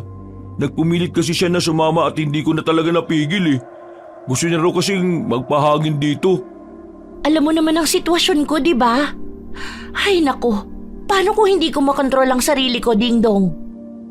Uy, Narda, relax ka lang at huwag kang sumigaw. Sige na. Gagawa ko na ng paraan. Hindi mo kasi naiintindihan eh. Paano kung makagawa ako ng masama? Ha? Hindi ko mapapatawad ang sarili ko kapag nasaktan ko siya. Hindi na napigil ng dalagang emosyon niya dahil na rin sa kakaisip kung ano nga ba talaga ang iginawad na sumpa sa kanya ni Inang Immaculada. Biglang tumulo ang kanyang luha habang kaharap si Dingdong na nagulat matapos yung makita. Sa loob kasi ng matagal na panahon ay ngayon lang nakita ng malusog na binata na umiyak ang kanyang pinsan. Eksakto naman na nasa ganun silang sitwasyon nang biglang sumilip sa kusina si Dantes. Nag-alala kasi ang gwapong binata dahil sa naririnig niyang tila nagtatalo ang magpinsan. Nang makita siya ng dalaga ay kaagad yung nagpunas ng luha at saka tumalikod. Nagtanong naman kaagad si Dantes kung merong problema kaya kaagad nagpaliwanag si Dingdong. Ay, pasensya ka na tol ha. Huwag mo kaming alalahanin. Ganito lang talaga kami mag-usap kung minsan ni Narda. Wala namang problema. Tara na muna. Samahan mo na lang akong magpunta sa plaza. Sasalubungin ko kasi si Tiberhill eh. Baka may mga mabibigat yung bibit-bitin. Pagsang-ayon ni Dantes ay kagad silang lumabas ng bahay at nagtungo na sa kabahayan. Naiwan namang nag-iisa ron si Narda na tuluyan ng pumalaho sa pag-iyak sa kanyang silid. Dahil sa pag-iyak ay hindi na malaya ng dalaga na nakatulog na pala siya. Nagising siya pasado 6:00 na ng gabi at paglabas ng silid ay naabutan niya sina Tatay Berhel at Dingdong na sa likod ng bahay. Inihanda ng dalawa ang pagkain nilang 3 buhay na manok para sa hapunan.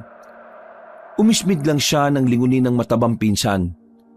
Naupo lang siya sa tabi ng ama habang tinatanggalan ng balahibo ang buhay na manok. Anak, na-impluwensya na ako nitong pinsan mo eh. Tinatanggal ko na rin yung balahibo bago lantakan ng pagkain. Hindi umimik si Narda. Tumingin lang siya sa manok na tinatanggalan ng balahibo. Nagpatuloy naman sa pagsasalita ang kanyang tatay dahil napansin ng Ginoo na parang tahimik ang magpinsan.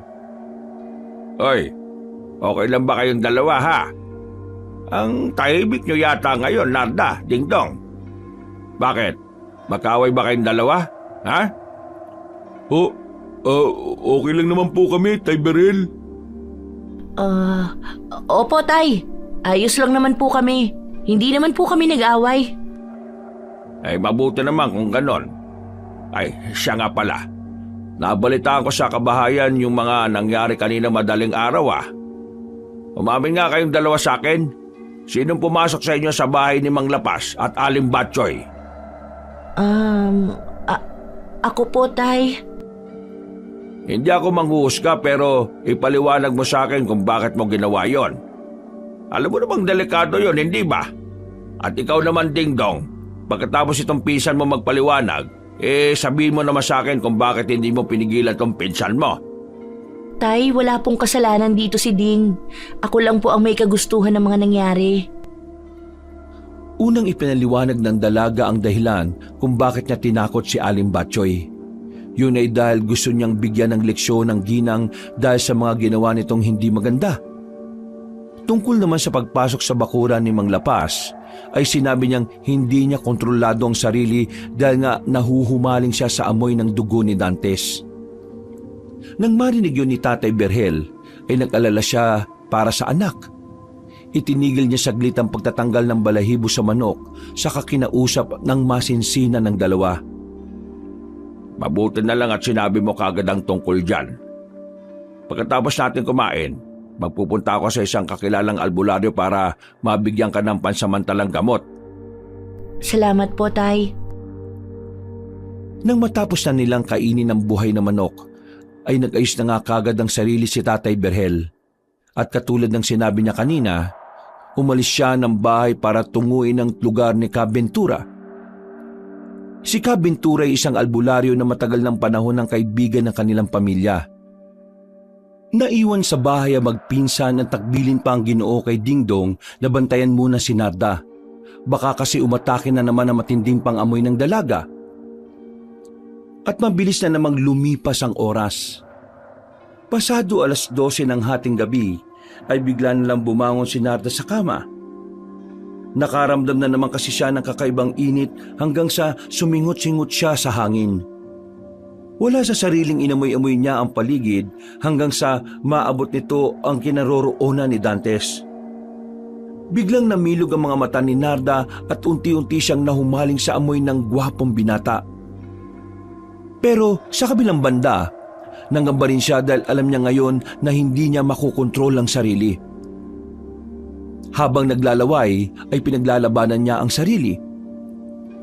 Kumapit siya sa gilid at kinalmot ang mga braso upang magising sa katotohanan. Unti-unting nagpaiba-iba ang kanyang itsura. Nagiging aso, nagiging pusa, at nagiging baboy hanggang sa mapasigaw na siya ng tuluyan.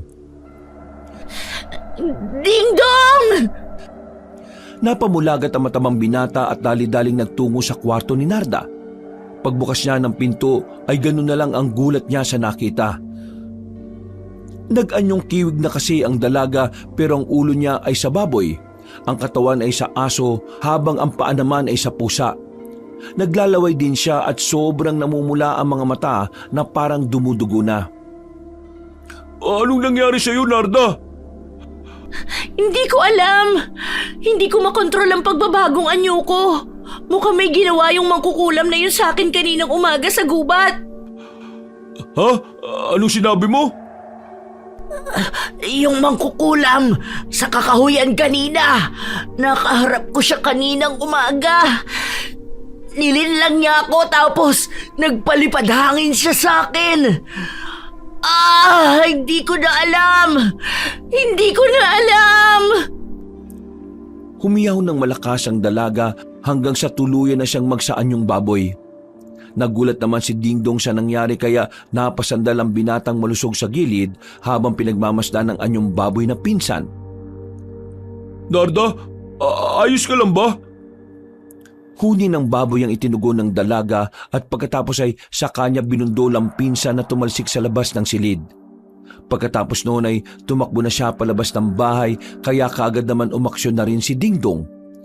Nagsaan yung kiwig ang matabang binata at tinabol si Narda na pababa na sa burol. Narda! Saan ka pupunta? Tumigil ka! Nang malapit na niyang maabot ang dalaga, saka to nag-anyong pusa na kasing laki ng tao. Parang nawala na to sa sarili na bigla siyang inatake.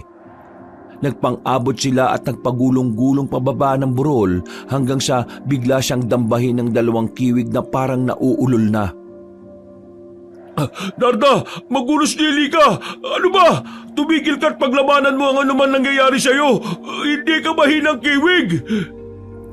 Habang nakadagan kay Dingdong ay biglang natigilan si Narda. Para siyang natauhan sa sinabi ng kanyang pinsan kaya dali-dali rin bumalik ang anyo niya sa dati. Hingal silang nakatitigan habang napapahilamos ng mukha ang dalaga. Nasaktan ba kita? Ha? Hindi naman masyado. Pero makinig ka, Narda. Huminaon ka lang, okay? Para unti-unti mong makontrol ang sarili mo. Mamaya lang parating na si Tyberhill at dala ang gamot na makakatulong sa'yo. Hindi pa man natatapos ng malusog na binata ang pagsasalita ay naramdaman na niya na parang nagsisimula na namang mag-iba ang hilatya ng mukha ng kanyang pinsan. Napapasinghot na naman si Narda sa hangin at nang maabot ulit ng pang-amoy niya ang kinaroroonan ni Dantes ay nawala na naman siya sa sarili. Galit at naglalaway niyang pinagmasdan si Dingdong habang dinadaganan. Pagkatapos ay inundayan niya to ng maraming suntok hanggang sa mawala ng malay. Nang masigurong hindi na siya masusundan ng binatang mataba, ay dali-dali siyang umalis sa lugar na yon at nagpunta sa kabahayan. Pulang-pula ang mga mata niya at patuloy pa rin sa paglalaway habang patalon-talon at palipat-lipat sa mga kapunuan. Huminto siya nang marating ang tapat ng bakuran ng bahay ni Mang Lapas. Tumalon siya papasok sa loob ng bakuran at tumayo sa tapat ng bintana ng kwarto ni Dantes. Muli siyang napasinghap habang dinudungaw ang gwapong lalaki na tulog na tulog. Nang sisirain na niya ang bintana, ay bigla siyang tumigil. Tila naglaban na naman ang kanyang sarili sa pagnanais niyang matikman ang sariwang dugo ng binata. Utang na loob, Narda. Kontrolin mo ang sarili mo. Kapag hindi mo ginawa to, siguradong pagsisisihan mo ang gagawin mo sa taong yan. Naantala na siya nang makita na naman ang mga aso sa bakuran na nagtatakbuhan habang kinakahulan siya. Dahil sa pagtaranta, imbis na takutin ng mga aso ay tumakbo siya at nabangga ang mga banga sa gilid ng bahay. Natumba yun, kaya nakagawa ng ingay na siyang dahilan kung bakit lalong nakahula ng mga aso. Dahilan din para magising ang mga tao sa loob ng bahay, kabilang na si Mang Lapas at ang anak nitong si Dantes. Hindi na nakapag-isip ng mabilis si Narda dahil na rin sa nakakadistract niyang pag-amoy sa gwapong binata. Sa sobrang pagkalutang ay nagtungo na lang siya sa likod ng bahay. Sa mismong baboyan at saka mabilis na nag-anyong baboy. Para hindi siya makita ay sumalo siya sa mga baboy na takot naman dahil ramdam ng mga ito kung sino at anong klaseng nilalang siya. Ilang saglit pa ay dumating na roon ang mag-ama at nagpailaw ng flashlight sa mga hayop. Nang matamaan siya ng liwanag ay iniiwas niya ang ulo upang hindi mahalata ang mga mata niyang namumula. Gago magnanakaw yun ah! Talaga sinusubukan ng pasensya ko. Kapag talaga nakita ko siya, hindi siya sasantuhin itong baril ko. Umalis na ang Ginoo sa lugar na yon dahil dumating na rin ang mga tanod para kausapin siya. Naiwan naman si Dantes na lumapit pa ulit sa mga baboy na hindi mapakali dahil sa presensya ni Narda. Nagpailaw ang gwapong binata habang papalapit kaya mas lalong lumayo ang dalagang kiwig sa takot na masunggaban niya ang inosenteng lalaki. Mabuti na lang ay hindi na nagpunta sa dulo ng baboyan si Dantes, kaya nakahinga na ng maluwag si Narda. Nang mawala na sa paningin niya ang natitipuhang binata at nasigurong wala na rin ang mga tanod, ay sinubukan na niyang mag-anyong tao. Pero ganun na lang ang gulat niya nang bigla siyang nanghina at napaupo.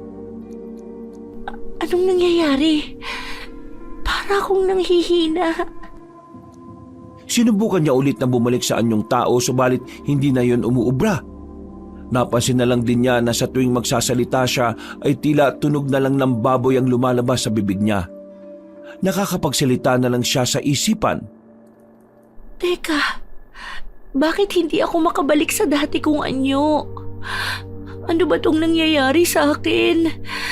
Bakit parang wala akong lakas? Napalingon siya sa likuran nang maramdaman niya ang tila mabigat at madilim na puwersa. Pamilyar ang enerhiyang yon kaya nangilabot kagad siya habang ang mga baboy naman na naroon ay tila kusa na lang natulog. Tanging siya na lang ang nanatiling mulat at may kamalayan sa mga nangyayari. Maya-maya pa ay unti-unti na ngang sumulpot sa pinakadulo ng baboyan ang pamilyar na nilalang. Ang itim na mangkukulam na si Inang Imakulada. Matalim at nang nilisik ang mga tingin noon habang ang ngiti naman ay abot hanggang tenga. Marahang yung naglakad palapit sa dalawang kiwig na naguguluhan pa rin sa mga nangyayari. Siya yung mangkukulam sa kakahuyan. Anong ginagawa niya rito? Sa wakas, Gumana na rin ang sumpang iginawad ko sa'yo. Walang modong dalaga. Sa loob ng 3 araw at 3 gabi, kapag hindi mo nagawang makabalik sa pagiging tao, ay magiging permanenteng baboy ka na. Kakain ka na katulad ng baboy, matutulog ka na katulad ng baboy, at ngangawa ka ng katulad ng isang baboy. Anong sinasabi mong matanda ka? Kung ganon, ikaw ang may gawa nito sa akin kung bakit ako hindi makabalik sa anyong tao. Walang iya kang matandang mangkukulam ka! Ibalik mo ako sa dati!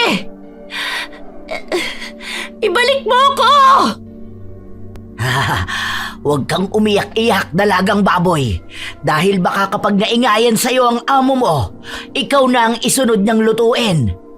Makayanan mo kayang makatakas dito bago pa nila maisip na ikaw na ang sunod na tutuhugin ng malaking kawayan at paiikot-ikutin sa nagbabagang uling. Nang marinig yun ni Narda, ay naghurumentado siya.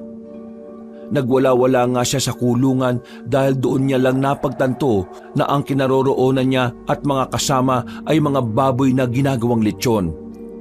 Tumawa lang ng tumawa matandang mangkukulam bago yun maglakad palayo at tuluyang mawala sa dilim. Bumalik ka rito! Bumalik ka rito! Walang yakang mangkukulam ka! Ibalik mo ako sa pagiging tao! Ibalik mo ako! Tulong! Tulong! Tulong! Tatay Berhel! Ding Dong! Tulungan niyo ako! Walang yung baboy na to, ang aga-aga ang ingay-ingay na. Gusto yata nito na siya na ang isalang ko para malit yung kagad eh. Ay nako, di na ako nakatulog ng maayos dahil sa pesting magnanakaw na yon. Sumabay pa tong maingay na baboy. Nang marinig yun ng dalaga, ay bigla siyang nanahimik at nagsumiksik sa iba pang baboy na natutulog. Natakot siya sa sinabi ng Ginoo. Sa kabilang banda ay umisip din siya ng paraan para makatakas sa kulungan dahil alam niyang hindi siya magiging ligtas doon. Anumang oras o araw ay maaari siyang maisalang at patayin para gawing litsyon na panghanda. Hindi po pwede to. Kailangan kong makaalis dito. Kailangan kong makabalik sa bahay namin. Kailangan kong makita sina Tatay at Ding Dong bago pa ako gawing lechon ni Mang Lapas. Pagbalik ng Ginoo sa loob ng bahay ay muling tumayo ang nangihinang si Narda. Sinubukan niyang sumampa sa bakod pero dahil mataas yun, kaya hindi na rin niya nagawa. Sinubukan niya rin ulit na magpalit ng anyo bilang pusa o aso pero walang nangyari. Nanatili pa rin siya sa pagiging baboy hanggang sa makaramdam naman siya ng panghihina. Nang ihakbang niya ang mga paa, ay kusa na lang siyang natumba at nagdilim ang paningin. Sinubukan niya pa rin ilaban yon pero hindi na talaga niya kinaya. Hindi pwede to. Kailangan kong makauwi sa amin. Tatay! Ding Dong! Tuluyan na ngang nilamon ng kadiliman ang buong paligid niya hanggang sa mawalan na siya ng malay tao. Pagsapit ng umaga ay nagising ang dalagang nasa anyong baboy matapos maramdaman ang pagdampi ng tubig sa kanyang katawan. Pagbangon ay doon niya nakita si Dantes na pinaliliguan ng lahat ng baboy sa pamamagitan ng hose. Napatayo siya at napatingin sa matipunong binata. Sa unang pagkakataon kasi ay nakita niya na wala yung pang-itaas na suot. Namangha siya sa ganda ng katawan noon kaya mas lalo siyang nainlaw. At nakapagtataka na lang din dahil hindi na niya naaamoy ng gusto ang halimuyak ng dugo ni Dantes kumpara kagabi. Grabe, ang ganda pala ng katawan ni Dantes. Parang ang sarap niyang yakapin at katabi sa pagtulog. Teka, Narda! Bakit yan ba mga inaalala mo, ha? Kailangan mo makaisip ng solusyon para makaalis sa lugar na to bago ka pa maging lechon sa handaan. Lumapit siya sa gwapong binata at nag-ingay-ingay para mapansin. pero napapakunot-noo lang siyang tinawanan nun. Pagkatapos ay muli siyang binasa ng hose sa mukha. Hoy Dantes! Hindi ko kailangan maligo sa tubig! Palabasin mo ako rito! Buksan mo tong pinto ng kulungan at kailangan kong umuwi sa amin! At dahil hindi naman siya naiintindihan ni Dantes, hindi siya pinansin yun. Wala rin naman kasing ideyang makisig na binata na ang isa sa mga baboy ngayon na inaalagaan niya ay isa palang kiwig, isa palang tao. Nang matapos ng magpaligo, ay inihanda na ni Dante sa mga pagkain ng baboy. Ibinuhos niya ang pinaghalo-halong gulay sa medyo nabubulok na at meron din yung kasamang pigrolak. Nagunahan ng mga baboy na parang patay gutom habang si Narda ay nandidiri sa kanyang nakikita. Mas nasusuka pa siya roon kaysa sa sariwang dugo at karne ng hayop na kinakain nila gabi-gabi. Umatras siya sa isang sulo kaya naman napansin siya na matipunong binata. Nagtaka yon dahil hindi siya kumakain kaya tinawag nun ng ama para ituro siya. Nagulat si Narda nang marinig na sinabi ni Dantes na baka merong sakit ang baboy na walang iba kundi siya. Paano mo nasabing may sakit? Dahil ba hindi kumakain? Pagtango ng gwapong binata ay saka muling lumingon sa kanya ang mag-ama bago magsalita si Mang Lapas. Mukha namang malusog ang baboy na yan eh. Pero kung hindi talaga kakain, bago pa tuluyan magkasakit katayi na siguro yan. Hala! Hoy! Sira ulo ka, Mang Lapas! Nang marinig yun ni Narda, ay dali-dali siyang lumapit sa mga nakakainang baboy at nakasalo na rin kahit ang totoo ay labag yun sa kalooban niya. Natawa bigla ang mag-ama nang makita siya na biglang sumigla sa pagkain. Oh, ang lakas naman palang kumain eh. Narinig siguro yung sinabi ko na kakatayin siya kaya kumain na ng kumain. Ay nako, matatalino rin talaga ang mga baboy no, nak? O sige na, maiwan na muna kita dyan dahil pupunta ako sa bayan ngayon para bumili ng mga pagkain ng baboy natin. Ubus na kasi ang stock eh. Walang iya ka. Muntik pa akong mailuto ng maaga. Hindi ko makakalimutan tong ginawa sa akin ng mangkukulam na yun. Dapat makatakas na talaga ako sa kulungan na to. Sa maghapong pamamalagi roon ng dalagang baboy, ay hindi pa rin niya nagawa na makatakas sa kulungan. Kahit na anong gawin niyang pagpapalit ng anyong aso, pusa at tao, ay hindi talaga siya nakabalik sa dati. Nanatili pa rin siyang baboy kaya mas lalo siyang nag-alala. Baka nag-aalala na sa akin sina Tatay at Dingdong. Sana mahanap nila ako rito. Sana maamoy nila ako rito. Natigilan na siya at napalingon sa unahan ng kulungan nang muling makita si Dantes na naghuhulog ng mga pagkain. Hindi na sana niya planong kumain pero dahil naalala niya ang nangyari kaninang umaga kaya napilitan na lang siya. At nabuhayan din siya kaagad matapos makita roon si Dingdong na masinsinang nakikipag-usap sa kaibigan nito. Dali-dali siyang lumapit sa pinto ng kulungan at nag-ingay na nag-ingay para mapansin ng kanyang pinsan. Narinig niya rin kasi ang usapan ng dalawa na nag-aalala na nga si Tatay Berhel dahil ilang oras na siyang hindi umuwi sa kanila. Dingdong! Lumingon ka rito! Talasan mo ang pangamoy mo! Nandito ako! Lumingon ka rito, hoy! Dingdong! Please naman! Kung may oras ka tol patulungan mo sana ako sa paghanap. Si Tay Berhel, nagpapatulong na rin sa mga tanod eh. Pero yun na nga, di pa namin mai-report sa mga pulis dahil wala pa namang 24 oras na nawawala si Narda. Sana lang talaga okay siya at hindi siya lumayo dito sa baryo o sa buong probinsya. Dingdong, hindi ako lumayo. Nandito lang ako sa gilid mo. Lumingon ka. Paganahin mo ang abilidad mo bilang kiwig. Talasan mo ang pangamoy mo. Nang paalis na ang matabang lalaki, ay makailang beses na binunggubunggo ni Narda ang gate ng kulungan. Hanggang sa mapalingon na nga sa kanya sina Dingdong at Dantes. Nang magtama ang paningin nila ng kanyang pinsan, ay biglang nanlaki ang mga mata nun. Kitang-kita sa hilatya ng mukha ng binatang malusog ang pagkagulat matapos makita sa ganoong kalagayan si Narda. Kagad niyang pinagana ang pang-amoy kaya nakumpirma niya ang baboy nga na yon ay ang nawawala niyang pinsan. Salamat naman at nakita mo rin ako. Akala ko hindi na ako makakaalis dito at magiging lechon na. Hindi muna gumawa ng aksyon si Dingdong pero natunugan na yon ni Narda dahil nag-iwan ng simpleng mensahe ang kanyang pinsan. Tol, mamayang gabi, babalik ako ha. Kasama ko si Tay Berhel para makausap din naman ng tatay lapas mo. Salamat, pinsan. Babalikan niyo ako ni tatay mamayang gabi. Salamat talaga. At ang kailangan ko na lang ay ang maging maingat para hindi ako ang mapili na maluto. Katulad ng napag-usapan ay nagsumiksik nga muna ang dalaga sa iba pang mga baboy para hindi siya mapansin lalo na ni Mang Lapas. Pagsapit ng mga bandang 6:00 ng gabi ay may 3 kinuhang baboy mula sa kulungan kung nasaan siya. Mabuti na lang ay hindi siya napili kaya nakahinga na rin siya ng maluwag dahil hindi siya magiging lechon nung gabing yon.